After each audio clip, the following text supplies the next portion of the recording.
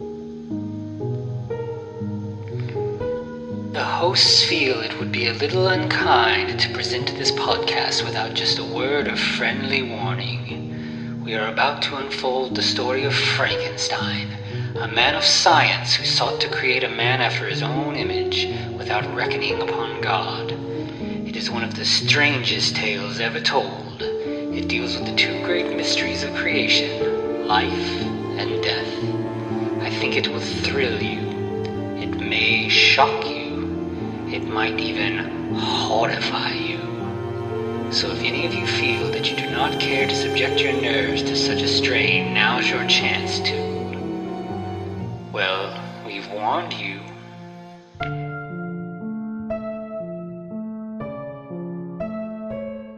Hello and welcome once again to the Frankencast. I'm the mad scientist Anthony Bowman. My pronouns are he, him, and I'm joined as always by... You know that creepy brother who always ruins your stuff? Yeah, that's me, Eric Velasquez. My pronouns are also he, him. Ezra. Yeah, so this week we're joined by a very special guest. We're really excited. We've got Addie Tsai here, author of Unwieldy Creatures. Welcome, Addie. Thank you so much. Thanks for having me. Yeah, definitely. Glad to have you here.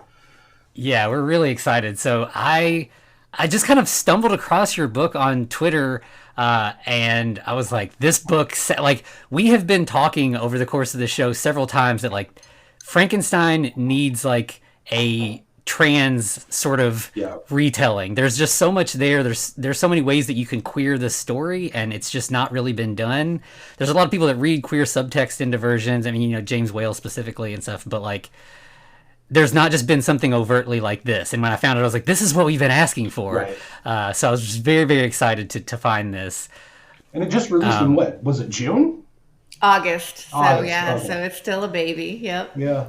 So hey, there you go. So one of the first things we always ask everybody who we talk to is, why Frankenstein? What is it about this story that speaks to you?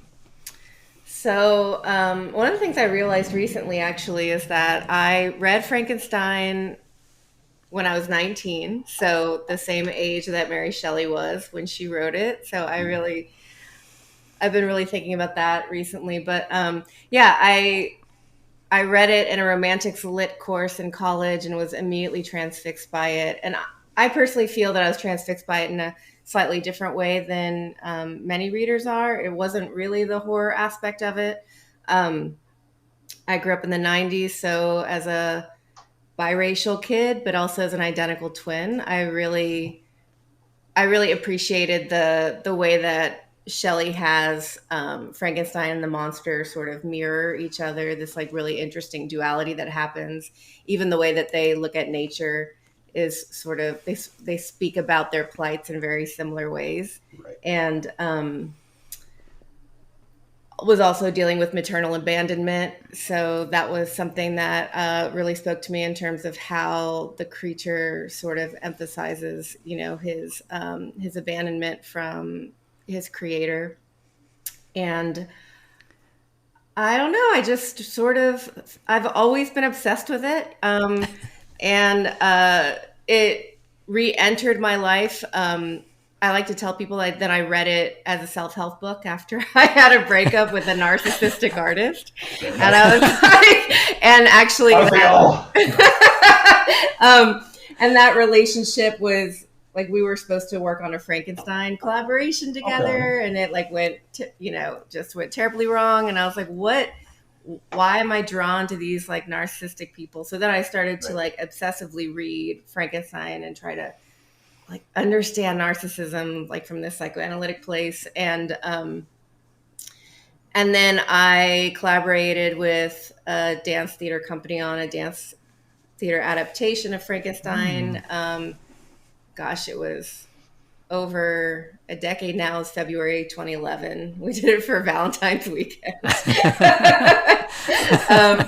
So it's just always been with me. And in 2019, I started writing Unwieldy Creatures because I was thinking about the rise and access of in vitro, the different ways that people were accessing it. And even though it's incredibly expensive now, we are just seeing more and more people for all different reasons, go to IVF. And I just thought this is a very interesting technological landscape to resituate Frankenstein. So that was one thing I was thinking about. And then the other thing that was happening, it's really the timing of when I started this book and when it was published is very sort of eerie because Georgia was dealing with reproductive rights struggles when I started writing it. And that's where a lot of what takes place in this book comes from.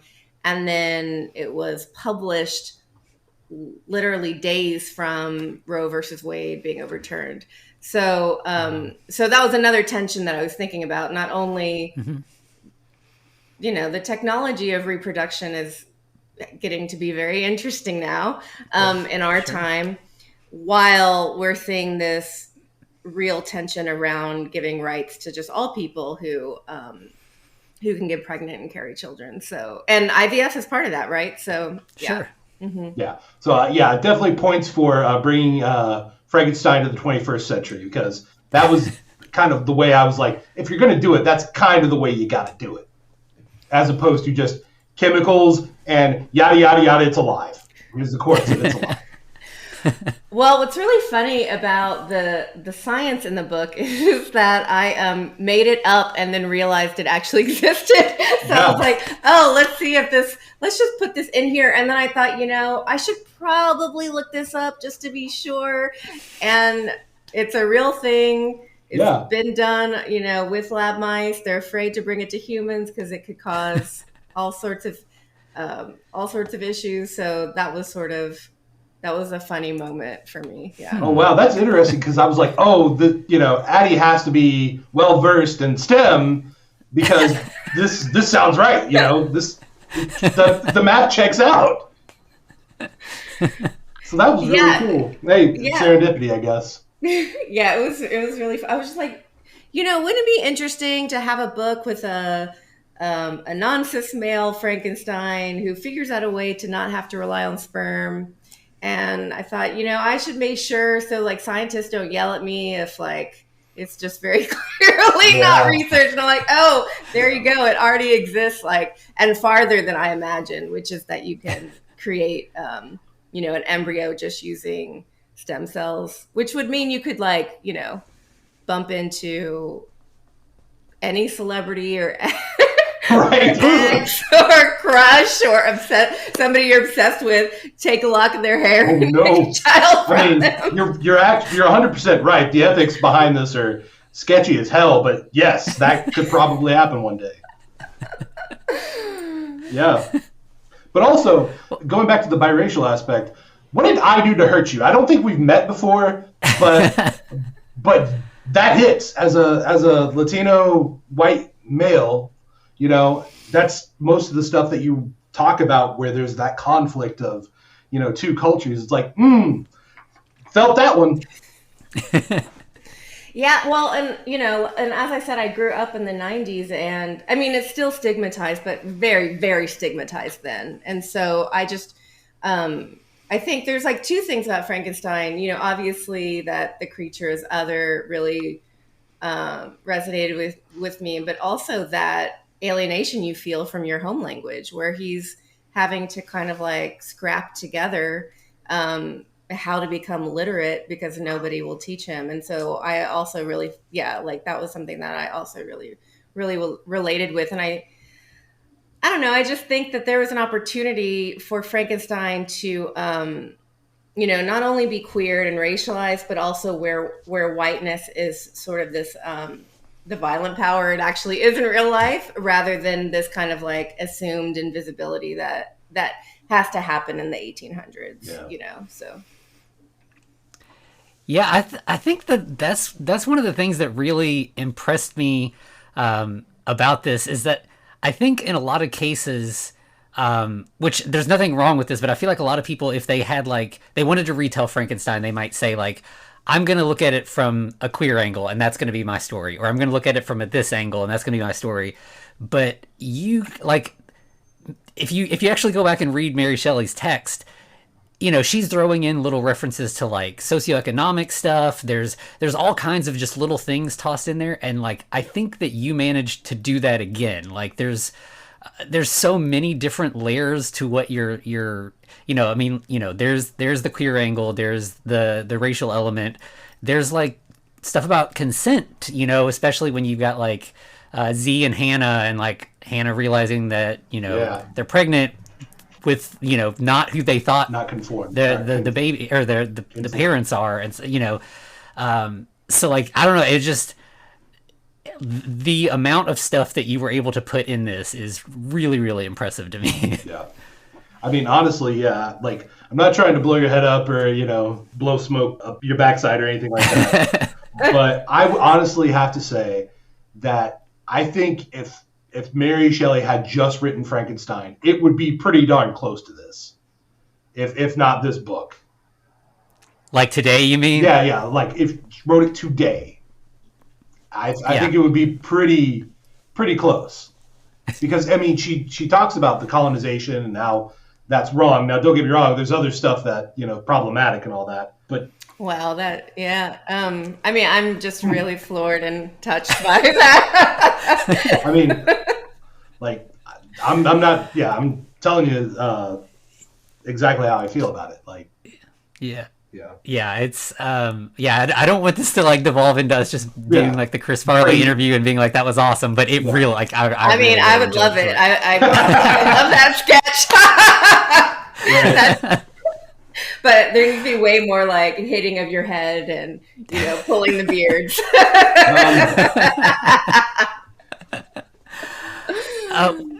One other thing that I like, I'm not sure, I feel like this is pretty intentional, but there's like, you know, I think it's interesting the way that you retell the story, but also the story exists in it. You know, it's a sort of meta narrative where like a lot of times it would just be like, we're going to ignore that it exists and just do this modern retelling. But like you have these characters who quote the original text to each other and are fascinated by it. But then their lives still manage to like parallel it. Like it's the ways that it parallels keeps doubling and tripling on top of itself, where like, you know, you have like Lee, who starts out kind of as like a creature type character where like you're dealing with like their relationship to their father and everything, but then they become a creator as they're a sculptor, and then they become like the Captain Walton who's listening to the narrative from Z. Right. And every character is like that. Yeah, and as Z even mentions, it's like, I see it in your eye. You're really into this story, so let's go. And I feel like every character is like that. Like each character is like an analog for multiple characters through Mary Shelley's story at different points in their lives, which is just super cool. You know, I've been saying lately that I hope that it stands on its own, and I hope people who haven't read Frankenstein, you know, still feel connected to it. I hope that I bring people to Frankenstein when they read the book if they haven't read it. But I do like to say that I wrote this for the Frankenstans. I wrote this for the, you know, the people who deeply know Mary Shelley's novel, not just the, you know, Frankenstein, the creation from the adaptations, but know all of the different plot points. I would say that there's not, obviously, there's not a parallel for every single thing that happens in Shelley's original, but I get as close as I think as you can without, you know, sort of obsessing over that. And, you know, that was really important to me. I mean, I love the meta shit, you know, I wanted to put the layer of Frankenstein as a text and as an inspiration, you know, into the world of the story. The other thing too is that the way that I wrote it, you know, I've read this book so many times, but when I was writing it, I went chapter by chapter. So I would read a chapter, write a chapter. And the reason that the time and the setting aren't very specific is because I did want to create a diction that meshed like this kind of contemporary diction with an homage to Mary Shelley's diction.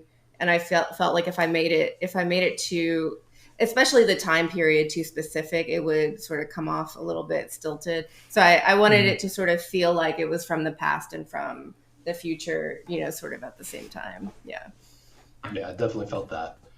Because it was like kind of like maybe Z's experience could have happened in like the 70s or even earlier, whereas Plum or Lee is kind of happening obviously more modern day. Oh, there was one thing I was going to say about Plum is that it always annoyed me that Captain Walton just sort of disappears by the end, So I will say that threading Plum as the Captain Walton figure, who is actually part of the story and like through all the way to the end, was like a very intentional sort of, not a correction, but just something I would have liked to see in the original book. Yeah.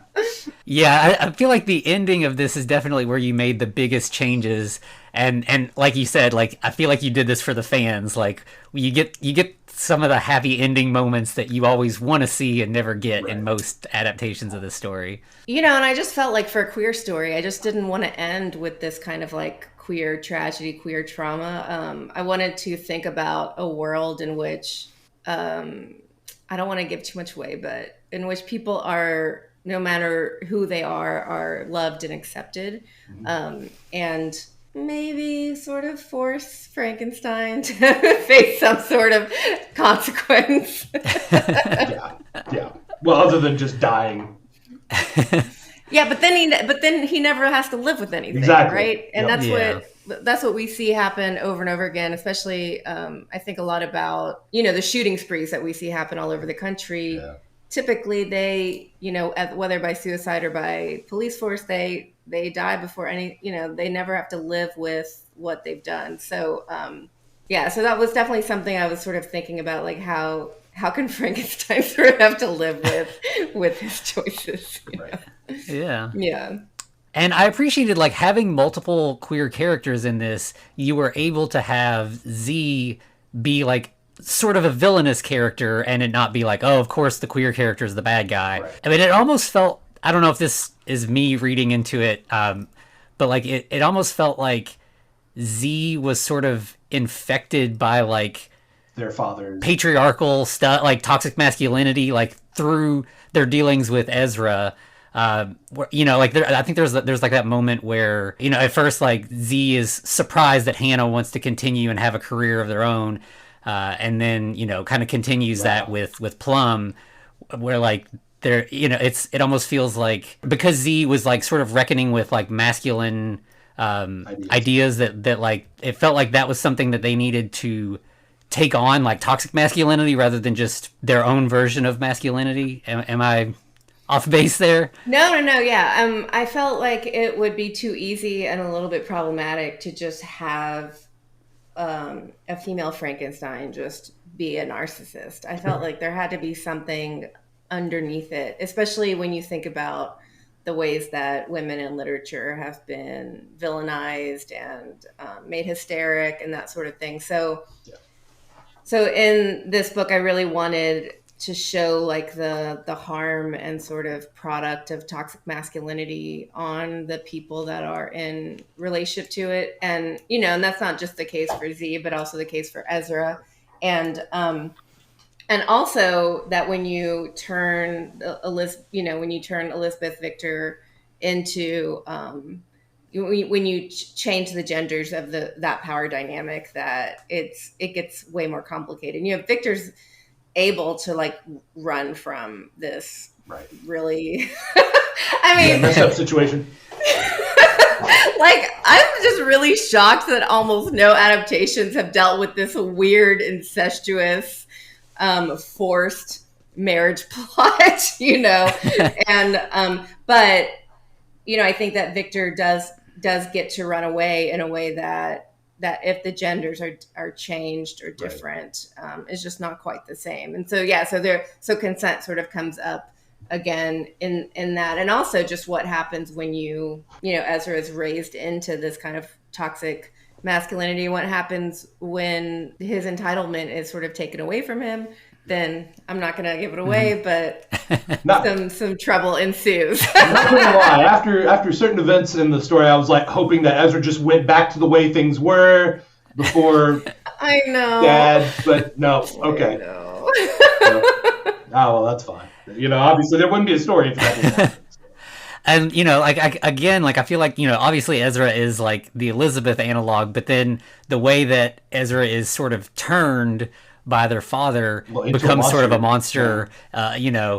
And the consent thing, like that moment with like the proposal, that like it plays like a attempted like rape scene almost. Like that scene is very, very intense.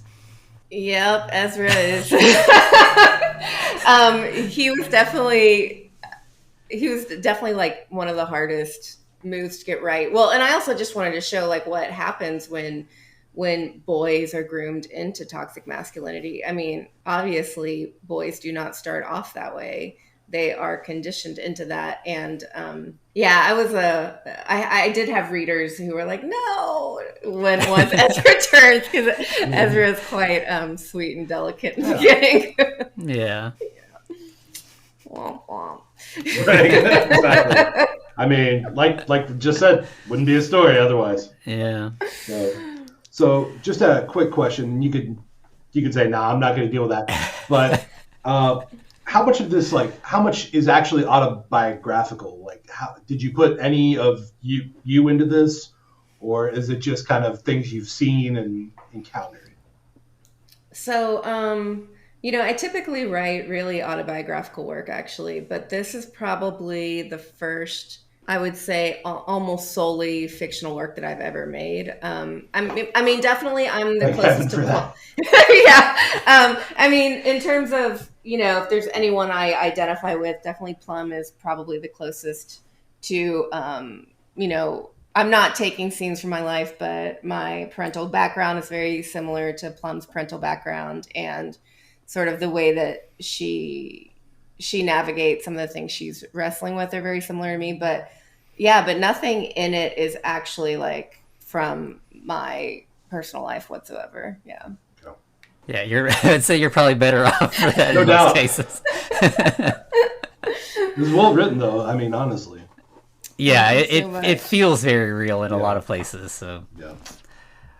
And I think earlier you mentioned you were talking about like the connections to nature, and there's definitely a lot of that in here as well. I mean, beyond characters being named Plum and Ash and Pine and everything, there's a lot of nature stuff there. But one little moment that I thought was really cool and kind of I think sort of fits in with that is like the moment when in Mary Shelley's work when Victor sort of like has the idea of like the galvanism thing, like he sees lightning strike a tree and destroy it, and there's the line about I've never seen anything so utterly destroyed. And then in your book it's lightning striking sand and creating glass, so it's like instead of destruction it's creation, which makes so much more sense in the context of like using this power as a creative force. I love that, actually. I hadn't actually thought about it that way. I knew a little bit about this process that happens between lightning and sand, but I did a lot more research on it, and I can't remember when I actually found. Well, I knew they were in West Texas, and I just started doing some like sort of internet journeys, and happened upon this park in which this actually happens, this Monahan Sandhill State Park that's in West Texas. But I did really want to have that electricity metaphor is so important in the book. And it's also for those who obsessively, research Mary Shelley, it's very important for the kinds of experiments that were happening at the time that she decided or that she dreamed up, this story. Mm-hmm. So, but I get a lot of compliments on that scene, and I'm really excited that people sort of see the connection I was trying to make for Z, in parallel with Frankenstein's epiphany. So yeah, thanks. Yeah. All right, so let's go back to a little bit, an easier topic. I'm just going to stop putting my foot in my mouth and just ask a question. So, obviously, you're a writer. Do you like the movies, the Frankenstein movies? Do those have any place in your heart? So I keep hearing that I need to watch Penny Dreadful. I did not catch it on Netflix, and now it's like impossible to find. But I'm going to try to watch that one. I really love Gods and Monsters, so I tend to like the side adaptations. I do have a soft, even though Branagh is sort of exhausting, I do have a soft spot for Branagh's adaptation because I think De Niro does a really beautiful, liquidy, embodied representation of the monster. I also really like the National Theater, the one with Benedict Cumberbatch, where have y'all seen that? Where they switched roles? Yes. And just like the production value, like the amount of funding they had for those productions, where the body was like lifted up into the air and they had all this like really amazing suspension work. The original is fine. I have no interest in any of the bride stuff. It's not part of the story. And now everyone sort of thinks it is, and it sort of gets on my nerves. It's like Igor, that came in the movies, son of Frankenstein, and he's not even a lab assistant. He's literally a guy who pretty much blackmails the third Frankenstein into bringing the monster back, I do love Young Frankenstein because I think so that's actually my favorite adaptation. Okay. I think it is brilliant in the way that it actually does take from the original text, even though it's a parody. And I just think what it, what it does with like the old blind man, like it's just such a brilliant comic work. So that's probably my favorite. And then, Edward Scissorhands, even though we can't like Johnny Depp anymore, but I still love that film. Yeah. And also that moment in Nightmare Before Christmas with the doctor and the right. And Sally. Yes. That is. Yeah, we're actually planning on doing both of those, Edward Scissorhands and Nightmare Before Christmas, here pretty soon. So I'm a big Nightmare freak, so I will definitely have to check that one out. Yeah, absolutely. What about y'all? What are your favorite adaptations? I agree with you that the Branagh one is really interesting. The moments between the creature and Victor are like the pathos in those hits really close to home. There's also one from the 70s that was produced by Dan Curtis, the guy who did The Dark Shadows. Yes, soap opera or whatever. And it's another one that like the relationship between the creature and Victor is... It's not this thing where Victor instantly just hates the creature. Like Victor tries and then things keep falling apart. And so there's like this sort of like fate that kind of comes into it. That's really like, they make it more feel tragedy. Like, there's more tragedy there. It's a different interpretation. Right. There's also an anime that we watched pretty recently that is really, really good. Yeah. Is that the one from Junji Ito? No, but we're getting there. No. One day. I have the book. I don't know if it was turned into an anime or not, but no. I don't think it has been. But so this one's from the 80s, and it's called it's like Kyofu Densetsu Kaiki Frankenstein. Yeah. It's actually like based on a Marvel comic book that then was created, but like it was a TV movie, but you can find it on YouTube. So it's pretty easy to track down, and it has a lot more with like the blind man and there's the family relationships are it's kind of similar to what you've done where they just kind of scramble things around to tell a different story. I would definitely I think you would probably really enjoy that. Right. So it's one with another like it has a queer subtext, but it's Frankenstein the True Story. That one I ended up liking it just because of what's his name, Dr. Polidori. Polidori, yes, exactly. Yeah, Polidori is like a villain within the story. Right. But like the creature and Victor basically are gay lovers for a good chunk of the movie. It's not overt, but it's pretty close to overt. That's really interesting. Yeah, I'm gonna have to look at that. I remember seeing this really terrible, really old B movie that actually introduced Mary Shelley as Mrs. Percy Shelley. I was just no. Yeah. Like, she has way more talent than he does. I mean, clearly. Yeah, I mean, if you look at like cultural impact, like there's no question. Yeah. Like Mary Shelley, like legitimately invented an entire genre of fiction. Yeah, I mean, you know, Percy had his little poems or whatever. But, like, yeah. Percy and Byron did their cute little poems, but they were outshone by. It is funny though that they were both outshone by a 19-year-old girl and a doctor. Like even the vampires has a little bit more cultural impact. It's funny because like when you said little poems, it actually reminded me of the way that Frida used to talk about Diego. Oh, those were some cute little paintings, you know.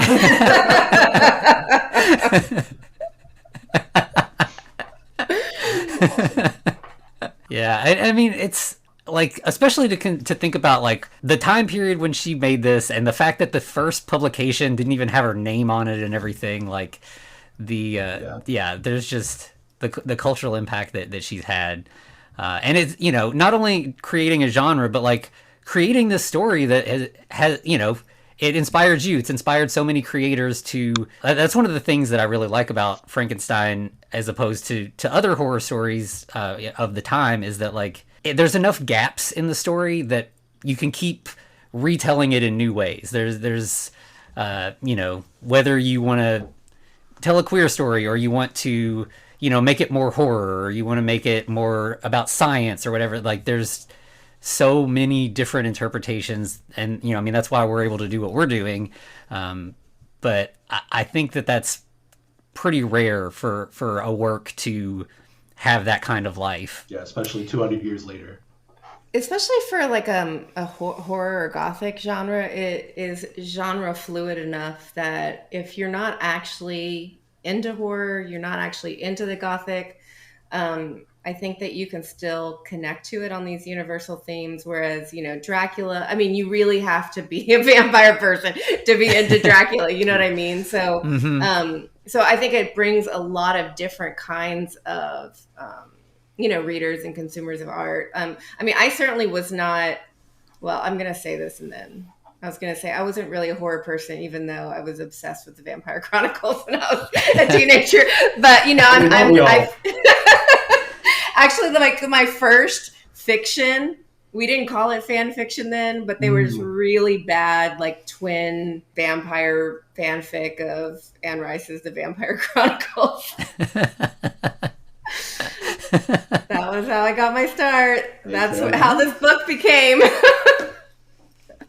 You got to start somewhere. Everybody's got to start somewhere. Yeah. And now look, there's a queer interview with the vampire on TV. There you go. Right? Yeah. That's pretty cool. Have y'all watched that yet? Are y'all into that? Not yet. I haven't, but I've been hearing good things. I'm really impressed with it. What's really interesting is because they've made Louis black in the story, but they really interweave the racial tensions throughout. So it's not this kind of idea of blind casting. It's like they really make it part of this like new version. So I'm really interested in it. And they've already I see that they already have like a second season is going to come. So we'll see where it goes. Yeah. Right. All right. That's really cool. I'll probably check that out right after then. I'm the kind of person that I'm like, I don't really want to invest time unless somebody actually tells me it's pretty good. So yeah, no, same. Right. Fair enough. Speaking of, you know, you just said making the character black, and there's like a few little, I mean, I guess Plum again being like a color, but there's like the hospital worker's name is black, and you have like the midwife, it's silver, but I, you know, saw that as like silver. Like, was there like a color theme that you were trying to kind of thread through it as well? You mean that in terms of race or in terms of actual color? I think I guess more in terms of color. You know, obviously, like purple is not a race, but like it did feel like. That was completely accidental, actually. But that's really interesting. Yeah. I have no idea where silver came from, but I definitely wasn't thinking of the color. So, okay. But it's interesting to think about. Yeah. Okay. Yeah. So what I was going to ask is, so I noticed also we got a little bit of a Mandarin lesson if you read the book.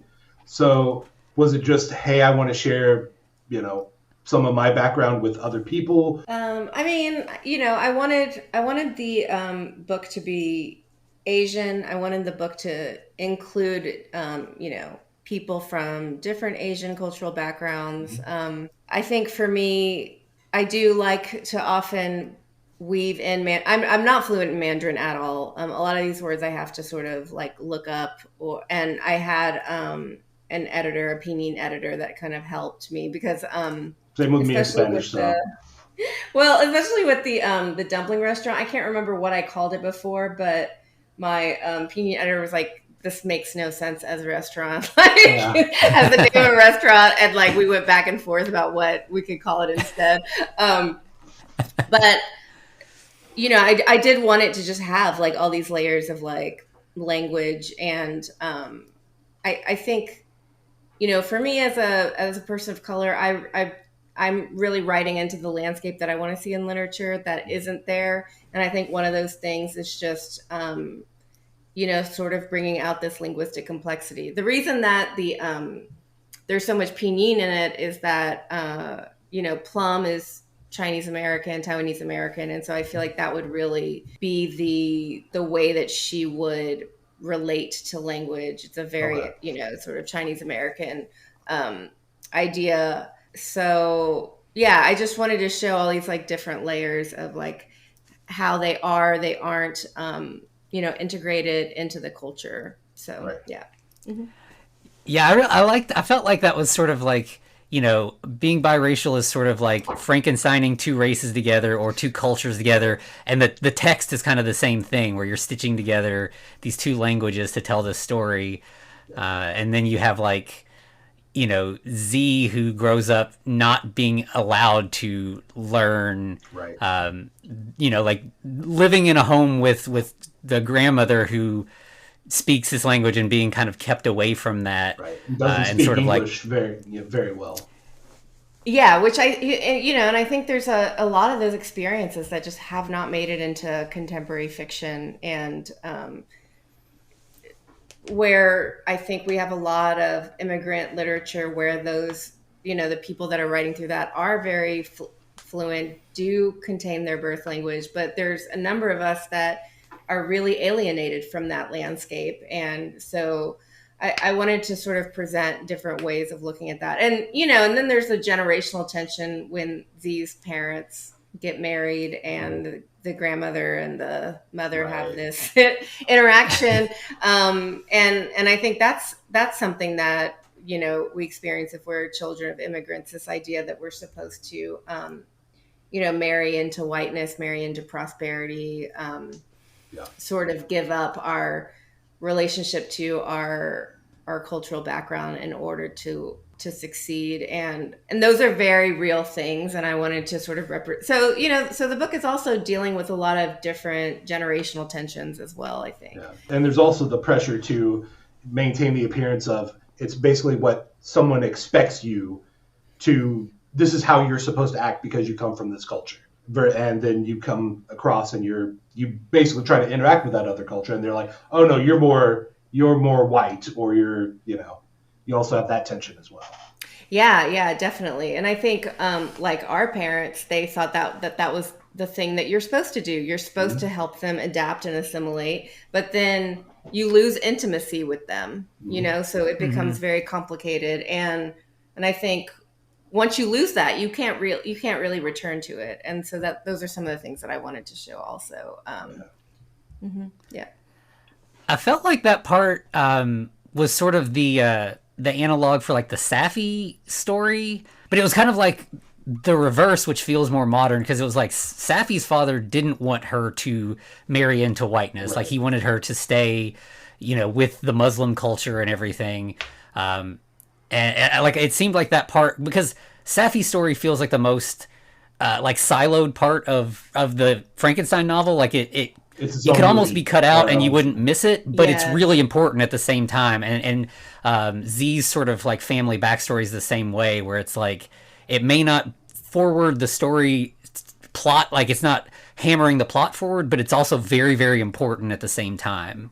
I really love that. Yeah. I mean, I wasn't doing it in that way intentionally, but but also, I was just like, Frankenstein's just coming out of my pores. It's probably going all over.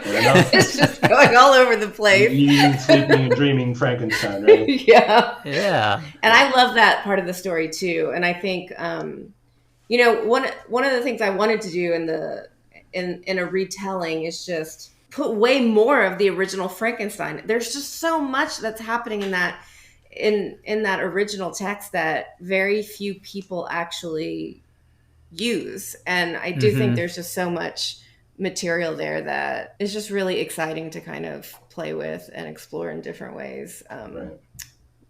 Yeah, it's definitely one of the most frustrating parts about all of the movies is even the ones that are like, this is the closest adaptation yet, and it's still like, I mean, especially that story, it's never been covered in any adaptation I've seen. Like, if you get the Safi character at all, she just kind of shows up, gets scared away with the rest of the family, like one scene later, and that's it for her. Like, you don't get the whole vignette of her father getting basically arrested just for having money and being not a Frenchman, then having to basically break him out of prison just because of honor. That's it's his own little it's like, like he said, it's a really rich part of the story that just because it doesn't follow the train track of the plot that everybody wants to just stay on, like it just gets overlooked over and over again. So yeah, I thought it was really exciting that you kind of nodded to it in a way. Man, somebody should write a whole adaptation just about her.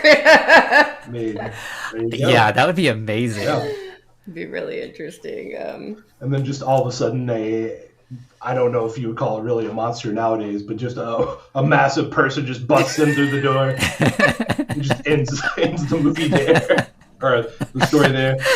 Like, or is that Beauty and the Beast? And they fall in love. Yeah. Maybe. Yeah. There's a really great book called The Descent of Elizabeth Frankenstein that is... It follows Elizabeth's side of the story and kind of purports to be about like, the women of the novel, but still Safi's not in it really at all. I don't think she's in it even, a little bit. But I mean, it is still really a great story. It's just, that again, that part of the story gets overlooked. I was curious about that book. I haven't read it, but somebody just recommended that I read it a few days ago. Did you like it? Yeah, I'd say it's definitely worth checking out. It's kind of cool because it follows the plot of the original, but like it diverts in a few places, and it's kind of like, is Victor an unreliable narrator? Is Elizabeth? Maybe they both are, so they might both be kind of tweaking the truth to make themselves look better in their version of the story. But yeah, it goes into a lot of stuff about her needing, like to be able to thrive. She needs Victor because of the societal expectations. Like, she doesn't have an opportunity to better herself without, Victor's family name and money and everything. So, her love for Victor is not romantic, it's more like by necessity, which feels like maybe Mary had that in there, but maybe not as overt because of when she was writing it. Yeah, the way that Elizabeth is written about is like, well, through Victor's point of view, right? Mm-hmm. She was a lamp. She was idealized and on a pedestal. Yeah, she's kind of like an early manic pixie dream girl, basically. Also, justice for Justine, right? Right. Seriously. Yeah. Yeah, for Justine. Also, no one really talks about Ernest very much. Ernest Frankenstein. I'm a little sad about that. I feel like that brother has been mistreated a little bit. You never see him. Where does he ever pop up? Anywhere. Nowhere. Oh my god, that's so true. Yep. He's definitely like. Ran off. I mean, now we just came up with a whole series. Right. Just write these books forever. Yeah, it is like Justine. And I liked that you swapped genders there and kind of made Justine into, or so like there was Justin the child, and then like the Justin's mother kind of is more of the Justine character. And I feel like Justine also in a lot of adaptations, if she's there at all, she's not really given any, Yeah. any screen time, and is often just written out altogether as well. I think that's, yeah, and super problematic to omit her, especially because she also furthers the development of Elizabeth. We see a relationship that Elizabeth Right. has outside of her basically just like trying to get Victor and Victor running away from her, you know? And I think, like you just mentioned, I think it's very important because it shows how much that Elizabeth is willing to stand up for something and how cowardly Victor ultimately is. Because usually when that happens, he's like, I'm just going to be quiet. I know what's happening, and I mean, I could say it, but they're going to think I'm crazy. So I'll be quiet. And just whine, and we Yeah. just have to witness his interior whine for like 100 pages. That's true as well. Yeah. Every time I've taught it, I always tell the students, I'm like, he's just going to get on your every last nerve. It's just going to happen. And he's going to randomly pass out. Yeah. Actually, And then, speaking of that, sorry that I'm stealing this, Anthony. No, go for it. But it felt like, to a degree, when Z and Plum had their interaction kind of at the beginning of the book, and that's where they go back to I believe, the house. Was that a nod to that? Kind of like when Victor has his spells or whatever. Oh, yes, absolutely. Yes, Okay. it was. Yeah. Okay. All right. Thank you. His hysteria. Yeah. Yeah, whatever you want to call it. Okay. Yeah, Victor fainting is definitely It's a like meme. an ongoing joke in as we watch all these movies that just over and over Yeah, again. we literally say, that's how you know they're a Frankenstein. Get the smelling salts. Yep. And as far as like Victor sort of like being cowardly and stuff with Justine, there's also like, it's wild to me. I mean, I think it's, it's intentional on Mary's part, but like the fact that this guy is supposedly so brilliant that he creates a life, but he so fails to read into things that like he genuinely think that the creature's threat is to him, like the I'll be with you on your wedding night.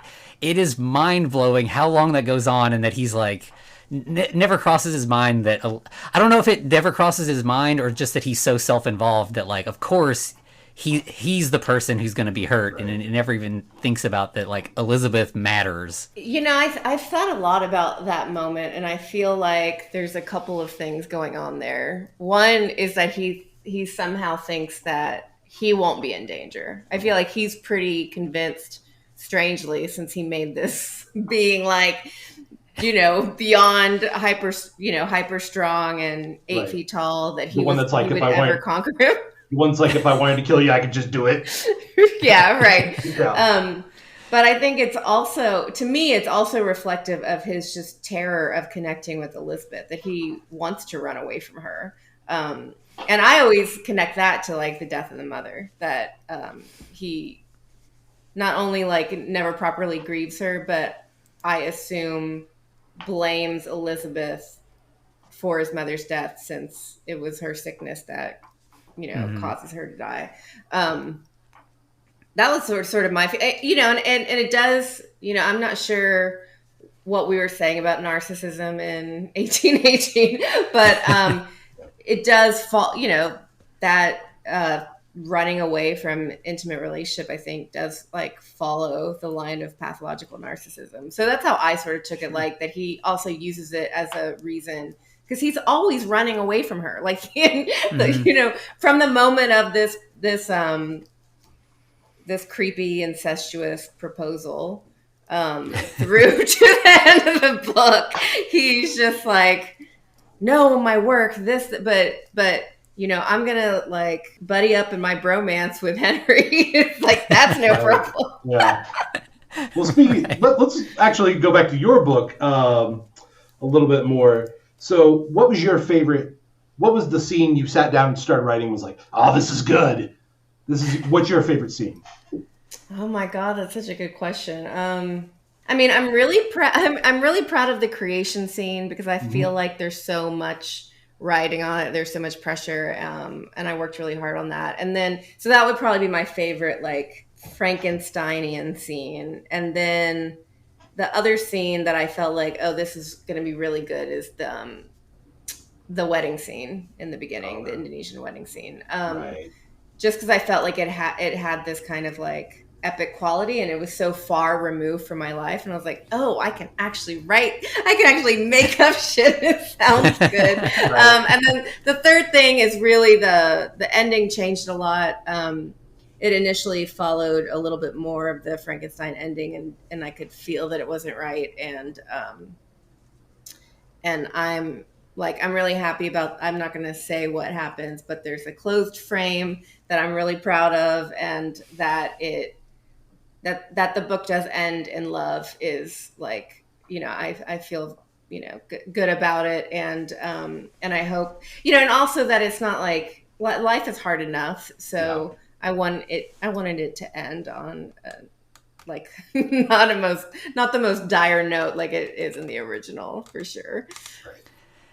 Yeah, without giving away the ending, like I feel like Frankenstein is a story about stories, where it's like, Victor telling his story to Robert, and then the creature telling his story to Victor and everything. And I think you managed to do that, and like even the nesting doll goes so much deeper this time, like down to where like, you have the creature, or Ash telling the story, but then there's like Pine telling Ash about the letter that he got from, I think it's like Silver got a letter from Hannah that then Silver gave to Black, and then Black gave to Pine. Like there's just like so many layers of narrative, and again, that's like, it feels like Frankenstein. We're going to stitch all of these stories together to build one big narrative. And then, yeah, of course, the way that it all comes together so perfectly at the end is just great. Mm-hmm. And I think also that queer people are going to really see the queerness of that ending, in terms of what it says about this relationship to bio family over chosen family. I mean, it's kind of funny to think about the creature in Frankenstein as bio family, but it's true. Family of origin, sure. Sure, yeah. And speaking of, talking about the creation scene, I really liked that, it could be argued that like Victor doesn't make a mistake, and like Victor creates a creature successfully, or creates this new life successfully, and then it's circumstance or whatever, like Victor doesn't make any mistakes. But in this case, you have Z who knows something's wrong and still goes forward, and like I feel like having that extra layer of like culpability adds a lot to this story, where like, Victor can be like, I didn't know it was going to happen that way, but Z made the choice, Yeah, it's really interesting too, because there's like, even though Z knows something, Z knows it did not go as planned. Knows this, withholds it from Hannah, who's like generous enough to like offer her body for this experiment. So there are all these like levels of narcissistic irresponsibility, so that because the other thing too is like I think it's important that in the original Frankenstein that it's really not about the creature's hideousness. It's about his ego. It's about what's reflected for him. And because otherwise I think that you could, in 2022 draw some really problematic sort of relationships there, relationship to only accepting people who are beautiful or, able-bodied, or, just like a number of things. And I think what's really important about Frankenstein, what makes it so powerful, is like, it's not about that. It is about the fact that his ego is so weak and fragile that he is unable to accept the imperfections in himself that are sort of end up being reflected in what he sees in the creature that he's made. Especially because he knows, and he says it, he's like, I knew he was going to be ugly or whatever, but I had no idea the hideousness. It's like, so then what's your problem? Right. Yet you still did it. And you still run away. Right. Yeah.